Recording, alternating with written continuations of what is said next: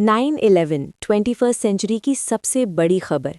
इस एक दिन पूरी दुनिया की मुसलमानों की जिंदगी हमेशा के लिए बदल दी, जिसमें एक तरफ दुनिया की सबसे बड़ी सुपर पावर अमेरिका थी, यूएस ये, और दूसरी तरफ एक आदमी, Saudi billionaire Osama bin Laden, execution for what was then the world's most wanted terrorist responsible for killing thousands.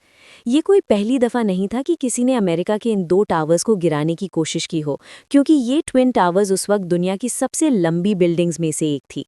And without any doubt ये बिल्डिंग्स दुनिया की सबसे मशहूर बिल्डिंग्स थी, क्योंकि इस बिल्डिंग के अंदर और आसपास ऑलमोस्ट 500 हॉलीवुड मूवीज बनाई गई थी। तो जो भी इन बिल्डिंग्स को गिराना चाहता था उसे अच्छी तरह पता था कि जब न्यूयॉर्क में वर्ल्ड ट्रेड सेंटर की ये बिल्डिंग्स गिरेंगी तो ये आने वाली दुनिया की सबसे बड़ी न्यूज़ होगी। जैसे अगर आज कोई बुर्जुल खलीफा को गिरा दे।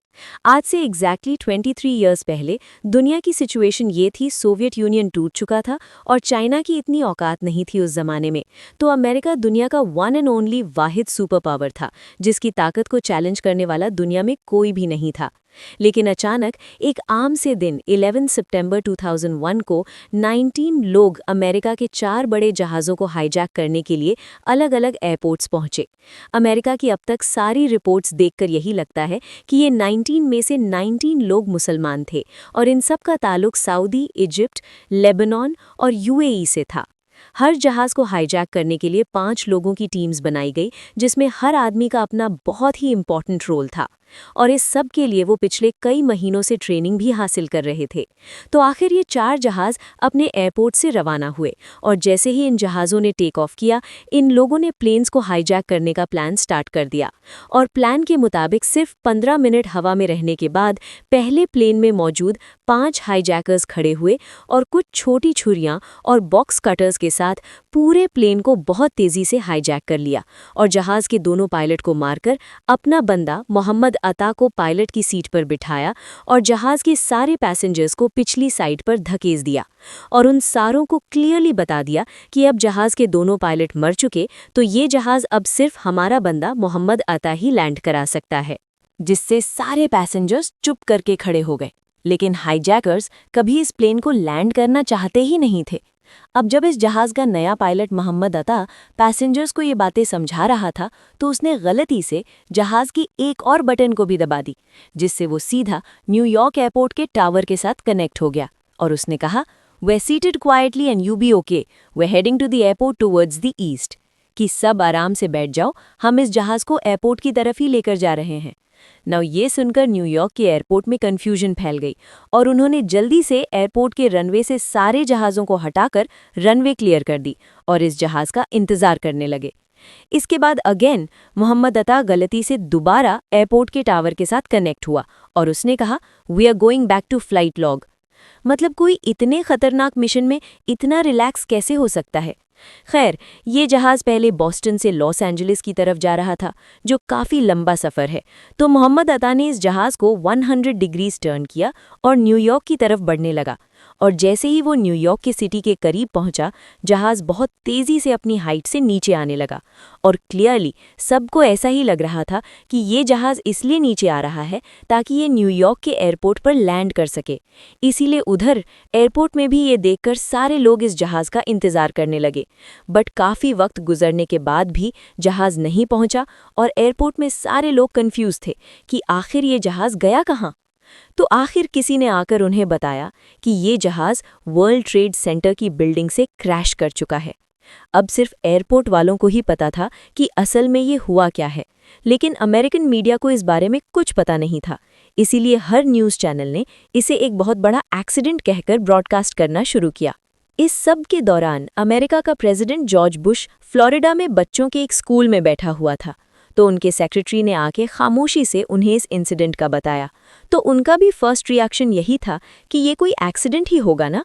पहले जहाज़ को टेक ऑफ के सिर्फ 15 मिनट बाद हाईजैक किया गया था, लेकिन दूसरे जहाज़ को बिल्कुल पहले जहाज़ की तरह ही 30 मिनट बाद हाईजैक किया गया। और जहाज़ों को हाईजैक करने की ये टाइमिंग्स भी पहले से प्लान थी। मतलब जो भी इन हमलों के पीछे था, वो चाहता था कि दूसरे जहाज़ को क्रैश होते हुए पूरी दुनिया देख सके। मरवान अल शही, जिसकी उम्र सिर्फ 23 साल थी, अपने साथियों के साथ दूसरे प्लेन को भी हाईजैक करके पायलट की सीट पर बैठ गया और अगेन प्लेन को लॉस एंजलिस के बजाय न्यूयॉर्क की तरफ मोड़ दिया। अब जब पूरी दुनिया के न्यूज़ चैनल्स अपने नॉर्मल प्रोग्राम्स छोड़कर पहले जहाज़ के क्रैश को दिखा रहे थे और इसे एक बहुत बड़ा एक्सीडेंट कह रहे थे, उसी टाइम पूरी दुनिया के सामने दूसरा जहाज़ फुल स्पीड आकर वर्ल्ड ट्रेड सेंटर के दूसरे टावर से टकरा गया, जिसे देखकर पहले तो लोग थोड़ा कंफ्यूज हुए, लेकिन फिर आहिस्ता आहिस्ता सबको समझ आ गया कि ये सब कोई एक्सीडेंट नहीं बल्कि हमला था। और अगेन अमेरिकन प्रेसिडेंट के सेक्रेटरी ने आके उनके कान में दोबारा ये बात बताई और कहा, mister president, America is under attack, US is under attack. इसके बाद American army full high alert हुई और मुल्क के सारे जहाज़ों को लैंड करने का हुक्म दिया। लेकिन अभी भी 2 जहाज़ ऐसे थे जिन्हें ये लोग हाईजैक कर चुके थे और किसी को पता नहीं था कि इन दोनों जहाज़ों का अगला टारगेट कौन सा होने वाला है। तीसरे जहाज़ को, जिसे एक सऊदी सिटीजन हानी हंजर उड़ा रहा था, उसने जहाज़ न्यूयॉर्क की तरफ टर्न करने के बजाय उसे अमेरिका की कैपिटल वॉशिंगटन की तरफ टर्न किया और जैसे ही वो वॉशिंगटन के करीब पहुंचा, वो अपने जहाज़ को बहुत ही नीचे ले आया और जहाज़ की स्पीड फुल बढ़ा दी और ये जहाज़ बहुत तेज़ी से दुनिया की सबसे इम्पॉर्टेंट बिल्डिंग्स में से एक पेंटागन की तरफ बढ़ रहा था। और दुनिया की number 1 intelligence agency CIA headquarter इस जहाज़ के पेंटागन पर क्रैश होने के बाद पूरी दुनिया वर्ल्ड ट्रेड सेंटर को छोड़कर पेंटागन के क्लिप्स दिखाने लगा। लेकिन अभी भी एक जहाज़ मिसिंग था। जब यूएस आर्मी ने इस जहाज़ की डायरेक्शन चेक की तो उन्होंने देखा कि ये जहाज़ भी वॉशिंगटन की तरफ ही बढ़ रहा है और हो सकता है ये अमेरिका की पार्लियामेंट कैपिटल को टारगेट करे। तो मजबूरन इस जहाज़ को गिराने के लिए अमेरिका के वाइस प्रेसिडेंट के ऑर्डर्स पर 2 फाइटर जेट्स फुल स्पीड रवाना किए गए और इन जेट्स को ये ऑर्डर दिया गया था कि इस जहाज़ को हर हाल में गिराना लाजमी है, चाहे सारे पैसेंजर्स मर भी जाएं। 3 जहाज़ तो बिल्कुल प्लान के मुताबिक अपने टारगेट्स तक पहुंच चुके थे, लेकिन चौथा जहाज़, जिसे ज़ैद ज़र्राह चला रहा था, अपने टारगेट कैपिटल तक कभी पहुंच ही नहीं सका, क्योंकि जब ये जहाज़ हाईजैक किया गया था तब तक वर्ल्ड ट्रेड सेंटर पर हमला हो चुका था। ज़ैद ज़र्राह ने दोबारा सारे पैसेंजर्स को उसी तरह बता दिया कि सब आराम से बैठ जाओ, हम एयरपोर्ट की तरफ ही जा रहे हैं। लेकिन जब पैसेंजर्स में से एक ने जहाज़ के फ़ोन से अपनी बीवी से राब्ता किया तो उसकी बीवी ने उसे बताया कि ये हाईजैकर्स झूठ बोल रहे हैं और ये एयरपोर्ट नहीं बल्कि ये एक सुसाइड मिशन है। इस बंदे ने जाके बाकी पैसेंजर्स को भी समझाया कि देखो, मरना तो वैसे भी है, लेकिन इससे पहले कि ये हाईजैकर्स इस प्लेन को किसी बिल्डिंग पर क्रैश करें, हम सब खुद ही इस जहाज़ को गिरा देते हैं। जिस पर इन सारे पैसेंजर्स ने मिलकर हाईजैकर पर हमला कर दिया, जिसे देखकर ज़ैद ज़र्राह ने प्लेन को ऊपर नीचे और साइड टू साइड हिलाना शुरू किया। लेकिन बहुत कोशिश करने के बाद भी पैसेंजर्स आखिर जहाज़ के कॉकपिट के दरवाजे तक पहुंच गए और वो जैसे ही जहाज़ के दरवाजे को तोड़ने वाले थे तो इस जहाज़ के पायलट ज़ैद ज़र्राह ने जहाज की स्पीड फुल बढ़ा दी और इसका मुंह जमीन की तरफ किया और इस तरह ये चौथा और आखिरी जहाज तबाह हो गया।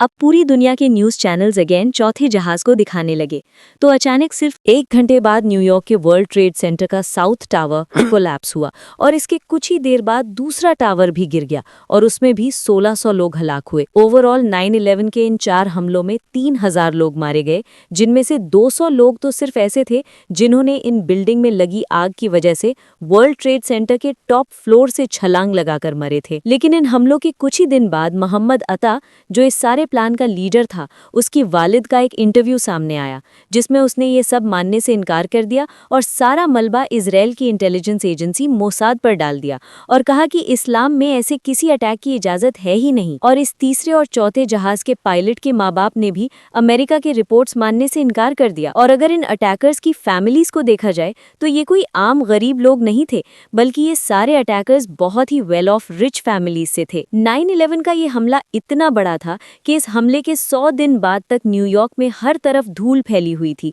और इन तबाह हुई बिल्डिंग्स के मलबे को साफ करने के लिए भी ऑलमोस्ट $9 बिलियन लगे थे। लेकिन फिर भी वर्ल्ड ट्रेड सेंटर के गिरने से अमेरिका को इतना नुकसान नहीं हुआ। असल नुकसान इन बिल्डिंग से थोड़ी सी दूरी पर एक दूसरी बिल्डिंग में हुआ जिसे लोग हमेशा भूल जाते हैं, और वो बिल्डिंग थी New York stock exchange market. Got absolutely hammered. इन हमलों के बाद अमेरिका की मार्केट्स में पैनिक फैल गया और अमेरिका की स्टॉक एक्सचेंज क्रैश करने लगी और ऑलमोस्ट सारे कंट्रीज के स्टॉक्स गिरने लगे, जिसमें सबसे बड़ा नुकसान उठाया वॉरेन बफे की कंपनी बर्कशायर हैथवे ने। और कहा जाता है कि इन हमलों से अमेरिका को $1.4 ट्रिलियन का नुकसान हुआ और अमेरिका की जीडीपी, जो इससे पहले 4 और 5% पर ग्रो कर रही थी, 2001 के हमलों के बाद 1% से भी नीचे आ गई। लेकिन अब जब स्टॉक एक्सचेंज में सारी कंपनीज के स्टॉक्स नीचे जा रहे थे, तो कुछ कंपनीज दरमियान में ऐसी भी थीं जिन्होंने इन हमलों से नुकसान की बजाय बहुत ज्यादा प्रॉफिट किया और इन कंपनीज के शेयर्स ऊपर जाने लगे। और ये कंपनीज थी वॉर कंपनीज, गन्स बनाने वाली कंपनीज, फाइटर जेट्स और टैंक्स बनाने वाली कंपनीज। अमेरिका के ऑलमोस्ट सारे इन्वेस्टर्स अपने पैसे इन कंपनीज में इन्वेस्ट करने लगे। और ये लोग ऐसा क्यों कर रहे थे? क्योंकि सबको पता था कि अमेरिका अब इन 9/11 के बदला लेने में एक बहुत बड़ी जंग शुरू करेगा, जिसकी वजह से पूरी दुनिया गौर से अमेरिकन प्रेसिडेंट जॉर्ज बुश की तरफ देख रही थी कि आखिर किसने और क्यों दुनिया की इतनी बड़ी सुपर पावर अमेरिका के साथ ऐसा करने की जुर्रत की है। और पूरा अमेरिका गुस्से से भरा हुआ था। इन हमलों के कुछ दिन बाद जॉर्ज बुश आखिर पूरी दुनिया के सामने आए और सबको बताया कि इन हमलों के पीछे कोई मुल्क या गवर्नमेंट नहीं थी, बल्कि ये एक टेररिस्ट अटैक था। और इन अटैक्स के पीछे सिर्फ एक ही ऑर्गेनाइजेशन थी, अल-कायदा और अबू नुमा बिन लादेन में अदर इन और उसका लीडर उसामा बिन लादेन, जो इस सब से बहुत दूर आराम से अफगानिस्तान में बैठा हुआ था। नाउ अब जब पूरी दुनिया उसामा बिन लादेन को इन हमलों के लिए ब्लेम कर रही थी, तो उसामा बिन लादेन सामने आए और अल जजीरा को इंटरव्यू देकर कहा कि मेरा इन हमलों से कोई ताल्लुक नहीं है। लेकिन उन्होंने कुछ बाकी बयान भी ऐसे दिए जिसकी वजह से पूरी दुनिया के लोग कन्फ्यूजन में थे कि ये इसने किया है या नहीं किया। इन हमलों के बाद सिर्फ उसामा ही नहीं बल्कि पूरी दुनिया के मुसलमान और स्कॉलर्स सामने आए और इन हमलों की सख्त मुखालिफत की, क्योंकि अगर किसी ने भी रसूल अल्लाह सल्लल्लाहु अलैहि वसल्लम की ज़िंदगी के बारे में पढ़ा हो तो उसे पता होगा कि आप सल्लल्लाहु अलैहि वसल्लम हर जंग से पहले मुसलमानों को ये ऑर्डर्स दिया करते थे कि जंग के दरमियान भी किसी औरत, बच्चे, बूढ़े और इवन दरख्तों को भी नहीं काटना, और फार्मर्स और दूसरे रिलीजन के प्रीस्ट्स को भी नहीं मारना, सिर्फ उनसे लड़ना जो तुमसे लड़े। मतलब इतने सॉफ्ट स्पोकन और हमेशा माफ़ करने वाले प्रॉफिट मोहम्मद सल्लल्लाहु अलैहि वसल्लम के रिलीजन के नाम पर कोई कैसे ऐसे कर सकता था? इसीलिए इन हमलों के बाद OIC मुसलमानों की सबसे बड़ी ऑर्गेनाइजेशन सामने आई और उसने भी 9/11 के इन हमलों की मुखालिफत की। और उनके अलावा मक्का के ग्रांड मुफ्ती ने भी ये बयान दिया कि ये हमले इस्लाम के खिलाफ हैं।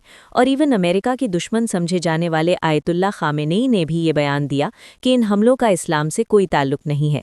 लेकिन इस सब के बाद भी इस्लाम की इमेज वेस्टर्न कंट्रीज़ में बहुत ही ख़राब होने लगी और इस्लामोफोबिया बढ़ने लगा। फॉर एग्जाम्पल, लोग रोड पर हिजाब पहनने वाली औरतों को मारने लगे और वेस्टर्न कंट्रीज़ में बहुत सारे मुसलमानों को जॉब से निकाला गया और कुछ मुसलमानों को तो जान से भी मारा गया। और टीवीज़ पर पहली दफ़ा ये डिबेट स्टार्ट हुई कि क्या इस्लाम एक पीसफुल रिलीजन है भी या नहीं। Islam is not a religion of peace. लेकिन इन सब चीज़ों के बाद भी पूरी दुनिया के मुसलमानों का यही सेंस था कि ये हमले चाहे जिसने भी किए, हम इस सब के खिलाफ हैं। ना उसामा बिन लादेन के इनकार करने के बाद भी अमेरिका ने सारा ब्लेम उसामा बिन लादेन पर ही डाला। अमेरिका ने अफगानिस्तान की गवर्नमेंट तालिबान को अल्टीमेटम दिया कि अल-कायदा के सारे leaders including Osama bin Laden को हर हाल में अमेरिका के हवाले किया जाए। लेकिन अफगानिस्तान ने ऐसा नहीं किया, क्योंकि अफगानिस्तान इससे कुछ ही साल पहले एक बहुत बड़ी सुपर पावर सोवियत यूनियन को 10 साल जंग के बाद हरा चुका था। और उसामा बिन लादेन ने उस जंग में अफगान की मदद के लिए बहुत बड़ा रोल प्ले किया था, जिसकी वजह से तालिबान गवर्नमेंट, जिसका लीडर मुल्ला मोहम्मद उमर था, उसामा बिन लादेन की बहुत ही रिस्पेक्ट किया करती थी। जिस पर तालिबान ने अमेरिका की गवर्नमेंट से कहा कि आप जिस पर ब्लेम लगा रहे हैं वो बंदा तो मान ही नहीं रहा कि उसने ये सब किया है, आप हमें प्रूफ्स दें, हम खुद उसे सज़ा देंगे, और बगैर प्रूफ्स के हम अपने गेस्ट को किसी के हवाले नहीं कर सकते। बट अमेरिका ने उनकी ये ऑफ़र नहीं मानी और कहा, देखो मैं एक सुपर पावर हूँ और तुम एक आम से गरीब मुल्क हो, मुझे तुम्हें सबूत देने की कोई ज़रूरत नहीं है, ये बंदा मेरे हवाले करो बस, वरना हम अफगानिस्तान पर हमला करके तालिबान को ख़त्म कर देंगे। क्योंकि अमेरिका के जनरल्स ने इससे पहले ही अपनी रिसर्च कर ली थी कि तालिबान हमारे सामने सिर्फ कुछ ही हफ्तों के लिए खड़े हो सकते हैं, उसके बाद हम इन्हें ख़त्म कर देंगे। लेकिन तालिबान बीइंग पठान, उन्होंने ऑफकोर्स उनकी बात नहीं मानी, तो अमेरिका ने भी अफगानिस्तान पर हमले की प्लानिंग शुरू कर दी। इस जंग को रोकने के लिए तालिबान ने एक और आखिरी कोशिश भी की और अमेरिका से कहा कि हम उसामा बिन लादेन को एक थर्ड कंट्री के हवाले करते हैं जो ना आपकी सुनता हो ना हमारी, और वो इंडिपेंडेंटली फैसला करे। बट अमेरिका अपने ताकत के फुल नशे में था और उसने अफगानिस्तान की ये ऑफ़र भी नहीं मानी और 9/11 के सिर्फ 1 महीने बाद अफगानिस्तान पर हमला कर दिया। जॉर्ज बुश ने इस जंग को एक क्रूसेड कहा और इसका नाम रखा war on terror. This crusade, this war on terrorism, और हर तरफ से अपनी फ़ौज अफ़गानिस्तान की तरफ भेजना शुरू की। और अफ़गानिस्तान के अंदर जो तालिबान के ख़िलाफ़ सबसे ताकतवर अफ़गान था, अहमद शाह मसूद, अमेरिका ने उसकी आर्मी को फुल सपोर्ट किया और बिल्कुल अमेरिका के प्लान के मुताबिक तालिबान को निकालकर पूरे अफ़गानिस्तान को फ़तह कर लिया। लेकिन ये सब करने के दरमियान अमेरिका के रास्ते में एक बहुत बड़ा हर्डल था, मीडिया, और स्पेशली अल जज़ीरा, क्योंकि पूरी दुनिया का मीडिया अब तक सिर्फ अमेरिका की साइड ही दिखा रहा था, लेकिन अल जज़ीरा वाहिद चैनल था जो दोनों साइड्स को दिखा रहा था, अमेरिकन साइड और अफ़गान साइड। अल जज़ीरा ने अपनी टीवी पर ऐसे वाक़यात भी दिखाए जिसमें अमेरिकन जेट्स सिर्फ तालिबान को नहीं बल्कि सिविलियंस को भी टारगेट कर रहे थे, जिसे अब तक बाकी सारे चैनल्स BBC, CNN वगैरह नहीं दिखा रहे थे। तो इस पर अमेरिका की फ़ौज को बहुत गुस्सा आया और उन्होंने अफ़गानिस्तान पर हमले के सिर्फ 4 हफ्ते बाद काबुल में अल जज़ीरा के हेडक्वार्टर को अपने एक जहाज़ से उड़ा दिया ताकि अल जज़ीरा वहां रिपोर्टिंग ना कर सके, और इवन इनके कैमरामैन को दुनिया के सबसे खतरनाक प्रिजन ग्वांतानामो बे भेजा ताकि इन सब चीज़ों से अल जज़ीरा का मुंह बंद हो सके। अमेरिकन जनरल्स की प्लानिंग बिल्कुल सही थी, क्योंकि 9/11 के सिर्फ 3 महीने बाद तालिबान की गवर्नमेंट अफगानिस्तान में ख़त्म हो गई, जिसके बाद अफगानिस्तान का कोई भी लीडर नहीं था। इसीलिए अमेरिका ने अफगानिस्तान के एक नए लीडर की तलाश शुरू कर दी और जर्मनी की सिटी बॉन में एक बहुत बड़ी कॉन्फ्रेंस कराई, जिसमें उन्होंने कुछ अफगान लीडर्स को भी बुलाया और इन सबको बिठाकर जर्मनी से अफगानिस्तान के लिए एक नया लीडर चूज़ किए, हामिद करज़ई, जो बिल्कुल तालिबान के ऑपोजिट था, अनफुलफिल्ड आदमी लगता था और CIA का फेवरेट था। हामिद करज़ई को अमेरिका ने अफगानिस्तान का नया प्रेसिडेंट बनाया और इसकी हुकूमत को स्ट्रॉन्ग करने के लिए एक नई फ़ौज ट्रेन की और एक नई गवर्नमेंट बनाई। दूसरी गवर्नमेंट्स को निकालना और अपनी पसंद की गवर्नमेंट बिठाना अमेरिका का पुराना बिजनेस है, लेकिन अगर अफगानिस्तान की हिस्ट्री को देखा जाए तो उन्होंने कभी भी बाहर से किसी लीडर को अपने ऊपर एक्सेप्ट नहीं किया। And to top that, Hamid Karzai की गवर्नमेंट इतनी करप्ट थी कि अफगान कौम उसे एक्सेप्ट कर भी नहीं सकती थी। इसी तरह सब कुछ चलता रहा और ऐसा लग रहा था कि क्लियरली तालिबान ये जंग हार चुके। लेकिन 2 साल बाद 2003 में अमेरिका ने एक नई जंग शुरू की, Iraq war. Saddam Hussein and his sons must leave Iraq within 48 hours. जिससे अमेरिका का सारा फोकस अफगानिस्तान से हटकर इराक की तरफ जाने लगा, जहां उन्होंने सद्दाम हुसैन को हटाने के लिए एक बहुत बड़ा झूठ बोला, जिसे वो आज खुद भी मानते हैं। We were wrong. Saddam Hussein की स्टोरी फिर हम किसी और वीडियो में एक्सप्लेन करेंगे। जब अमेरिका का फोकस अफगानिस्तान से हट गया तो तालिबान ने आहिस्ता आहिस्ता मुल्ला उमर की लीडरशिप में दोबारा रीग्रुप करना शुरू किया और अमेरिकन फोर्सेस पर छोटे छोटे हमले करने लगे। सद्दाम हुसैन की हुकूमत तो इराक में ख़त्म हो गई, लेकिन उस जंग में अमेरिका ने इतनी बड़ी बड़ी गलतियां की थीं जिसे छुपा पाना इम्पॉसिबल था। फॉर एग्जाम्पल, इराक में अमेरिका के एक जेल से कुछ पिक्चर्स रिलीज हुईं जिसमें अमेरिकन फोर्सेस इराक को बहुत ही बुरी तरह ट्रीट कर रहे थे, और ये पिक्चर्स पूरी दुनिया की मीडिया में फैल गईं, जिससे अमेरिका की इमेज बहुत ही ख़राब हो गई। और उधर अफगानिस्तान में तालिबान ने भी ये इमेज यूज़ करके अफगान को ये समझाने की कोशिश की कि देखो ये सब कुछ होता है अमेरिका की जेलों में। इराक के इन जुल्मों की वजह से जब बुश इराक विजिट करने गए तो वहां उन्हें जूते भी मारे गए। इस सब से अमेरिका की इराक में ही नहीं बल्कि अफगानिस्तान में भी खराब हुई और तालिबान दोबारा मजबूत होने लगे। इसके अलावा तालिबान की मजबूती का एक रीज़न ये भी था कि अफगानिस्तान बहुत ही एक ट्राइबल सोसाइटी है, और जब भी अमेरिकन फ़ौज किसी एक अफगान को मारती थी उसका सारा ख़ानदान और कबीला तालिबान के साथ जाकर मिल जाता था। तो इस तरह अफगान को मारने से तालिबान कमज़ोर होने के बजाय और स्ट्रॉन्ग होते जाते थे, और इनके नंबर्स भी पहले से बहुत ज़्यादा बढ़ चुके थे। नाउ एज वी सेड कि इससे पहले उसामा बिन लादेन ने 9/11 के हमले में इन्वॉल्व होने से इनकार कर दिया था, लेकिन 2004 की US इलेक्शन से पहले उसामा बिन लादेन की एक वीडियो सामने आई जिसमें उसने अमेरिकन्स को मुखातिब करके 9/11 की पूरी जिम्मेदारी एक्सेप्ट की, और इस वीडियो में उसामा बिन लादेन ने उन 19 लोगों के लिए दुआएं भी की जिन्होंने 9/11 किया था, और अमेरिका को एक वार्निंग मिली कि वो दोबारा भी ऐसा कर सकता है। मतलब उसामा बिन लादेन ने 9/11 के 3 साल बाद उसकी पूरी जिम्मेदारी उठा ली। इस स्पीच के बाद जॉर्ज बुश दोबारा अमेरिका की पॉलिटिक्स में मजबूत हो गया और कुछ ही अरसे बाद इलेक्शंस जीत गया।